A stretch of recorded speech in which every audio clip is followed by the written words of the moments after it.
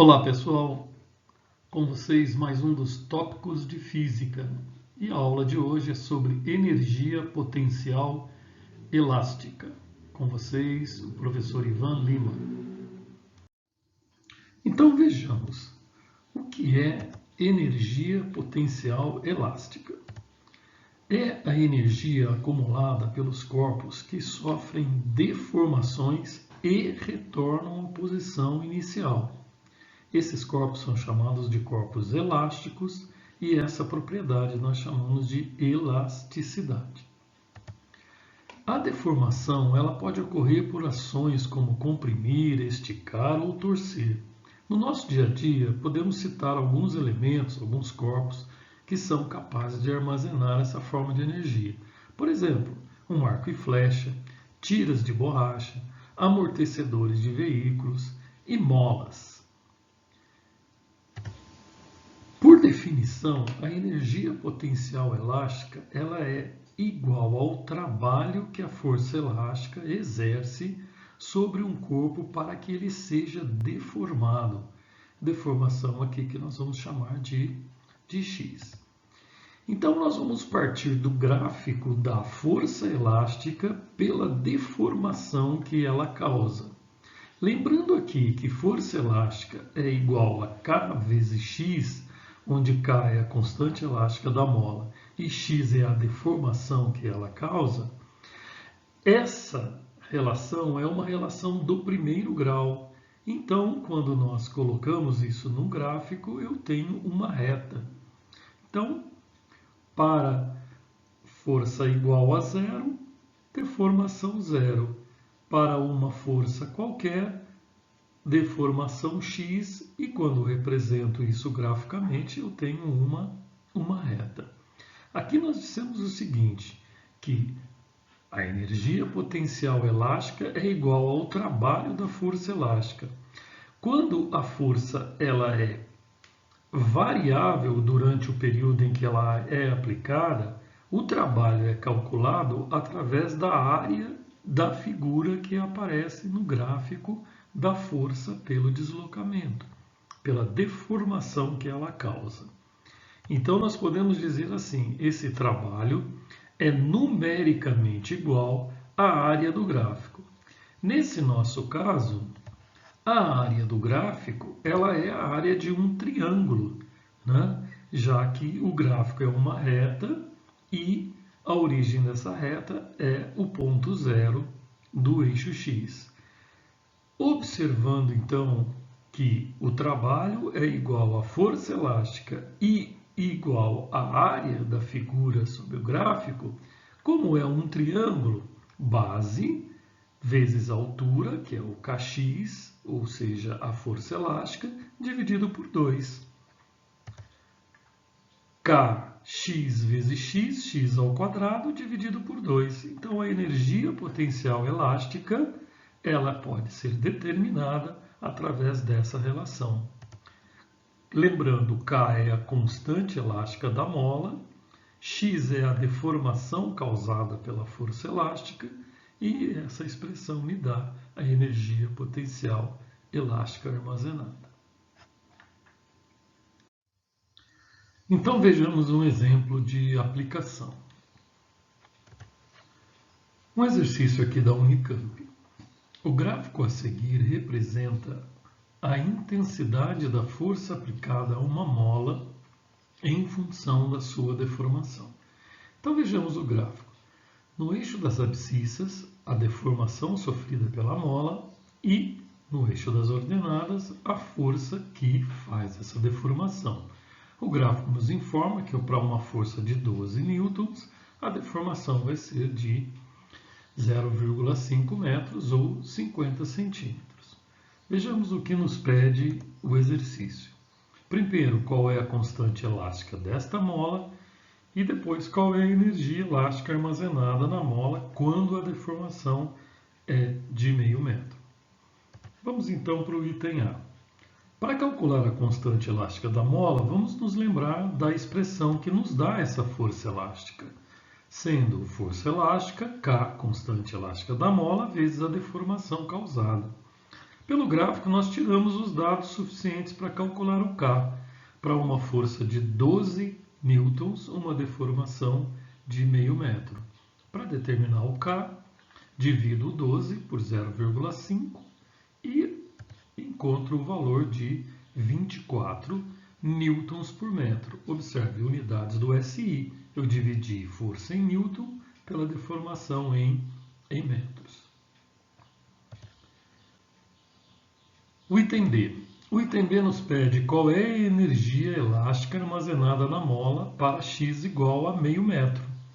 Voltando um pouquinho, que nós acabamos de ver, essa energia potencial elástica é calculada fazendo-se o K vezes a deformação ao quadrado dividido por 2.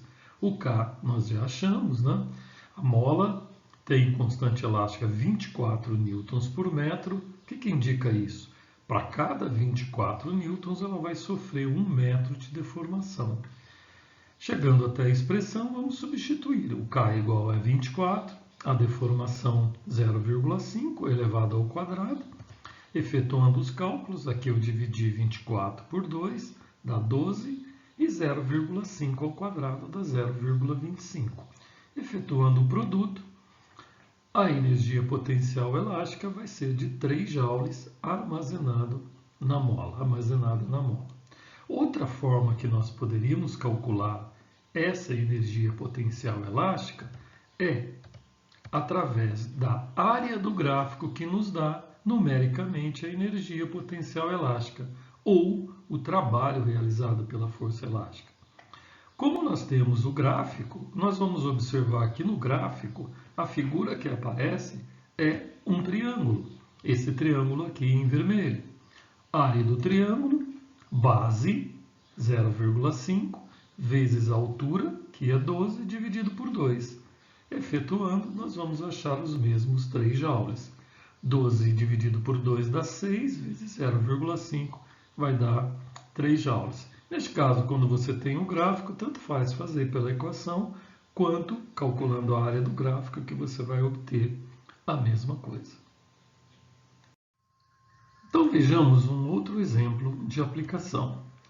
A figura a seguir tem-se uma mola de massa desprezível e constante elástica, 200 newtons por metro, e ela está comprimida de 20 centímetros entre uma parede e um carrinho de massa 2 kg. Então observe a figura, né? O carrinho ligado à mola, a mola comprimida, aqui eu tenho uma trava, o carrinho se mantém em repouso, né? Comprimindo a mola entre ele e a parede. O que nos pede a questão?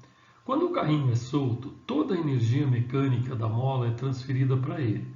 Vamos desprezar o atrito e determinar, nessas condições, o valor da força que a mola exerce sobre a parede e a velocidade com que o carrinho se desloca quando se desprende da mola. Então vejamos primeiro o item A.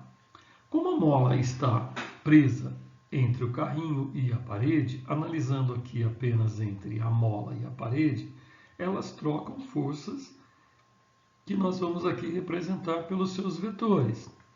A mola exerce sobre a parede uma força horizontal para a esquerda e a parede, por contato, vai reagir sobre a mola com uma força de mesma intensidade, mesma direção e sentido oposto, que nós vamos chamar de F e menos F, já que são forças de ação e reação. Ok? Antes de começarmos a resolver, vamos aqui, olha, com atenção. A mola tem a compressão dada em centímetros e a unidade da constante elástica está em metros. Então, nós vamos primeiro transformar esses 20 centímetros para metros e obter 0,2 metros. Agora, observem. Essas forças trocadas entre mola e a parede nada mais é do que a força elástica que a mola exerce sobre a parede e a parede reage sobre ela. Então nós podemos dizer que essa força F é a própria força elástica, que nós calculamos fazendo K vezes X. Como são dados esses valores, com a compressão já transformada para unidades do SI, 200 vezes 0,2, a força trocada entre a mola e a parede é de 40 newtons. No item B, qual é a velocidade com que o carrinho se desloca quando se desprende da mola, ou seja, quando a trava é retirada? Quando o carrinho é solto, toda a energia mecânica da mola é transferida para ele. A energia mecânica armazenada na mola é a energia potencial elástica. Ela vai se transformar em energia de movimento do carrinho, ou seja, em energia cinética. Então, no item B, nós podemos dizer isso, né? Tirando a trava, a energia cinética que assume o carrinho é igual à energia potencial elástica armazenada na mola. Substituindo, energia cinética, lembrando que é massa vezes velocidade ao quadrado sobre 2, e a energia potencial elástica, vista aqui, kx ao quadrado sobre 2. Eu vou cancelar esses dois denominadores, eles são iguais, e substituir os valores. Massa 2 kg, está marcado aqui a massa do carrinho, velocidade ao quadrado, constante elástica da mola, 200, e deformação já em metros, 0,2. Fazendo as continhas, 200 vezes 0,2 ao quadrado, que é 0,04, e já passei o 2 para o segundo membro, dividindo. Seguindo, aqui 200 dividido por 2, eu obtenho 100 vezes 0,04. E obtendo, portanto, velocidade ao quadrado igual a 4, portanto, a velocidade vai ser de raiz quadrada de 4, que é igual a 2 metros por segundo, o valor pedido no item B. Então, são os dois exemplos. Eu espero que com esses exemplos vocês tenham tirado as dúvidas e que seja útil para vocês.